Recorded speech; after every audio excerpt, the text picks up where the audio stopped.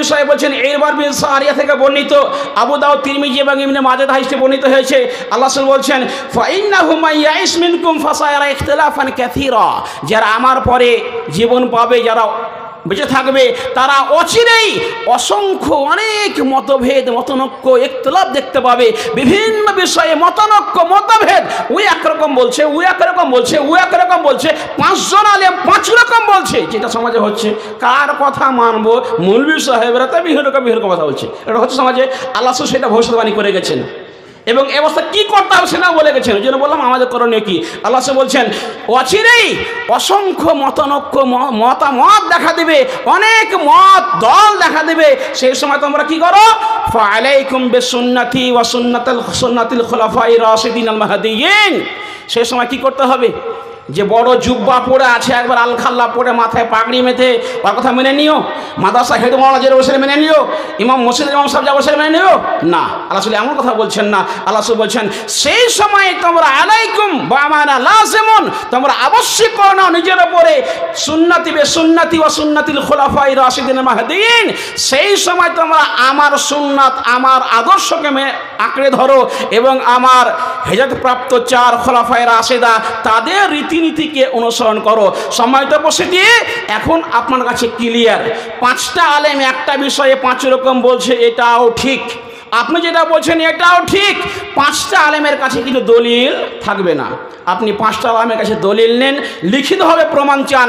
যার কথার পেছনে রাসূলের হাদিস বা আল্লাহর কোরআনের আয়াত পাবেন, পেয়ে যাবেন, আপনি সেই কাজটা আপনি মেনে চলেন। আল্লাহ রাসূল সেটাই বলছেন, সেই সময় আমার সুন্নাতকে আঁকড়ে ধরো। কিভাবে আঁকড়ে ধরছেন? আল্লাহ রাসূল বলছেন তামাসসাকু বিহা ওয়াদ্দু আলাইহা বিন নাওয়াজিস, সেটাকে মাড়ির দাঁত দিয়ে আঁকড়ে ধরো।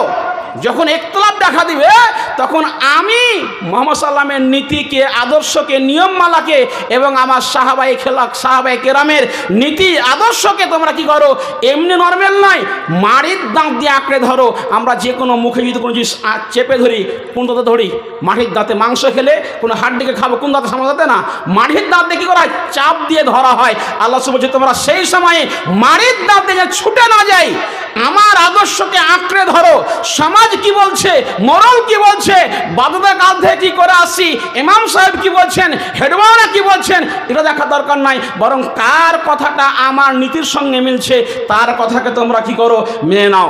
সম্মানিত উপস্থিতি, যদি আমরা না মানি, তাহলে আমাদের ফলাফল কি হবে?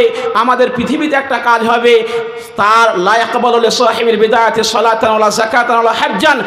বেদাতি ব্যক্তির, যে ব্যক্তি নতুন নতুন নিয়মে আমল করবে, নতুন নিয়মে দোয়া করবে, নতুন নিয়মে নামাজ পড়বে, নতুন নিয়মে যাকাত দিবে, নতুন নিয়মে হজ করবে, নতুন নিয়মে কওয়াসাত করতে যাবে, যারা রাসূলের নীতিকে বাদ দিয়ে আপডেট নতুন নিয়ম তৈরি করবে, তো ভালোই, তো সমস্যা কি আছে? যা রাসূলের নীতিকে বাদ দিয়ে নিজের মতো করে নীতি নিয়মমালা তৈরি করে বান্দেগি করবে, তাদের পৃথিবীতে একটা ক্ষতি হবে, সামনে কোনো ইবাদত কবুল হবে না।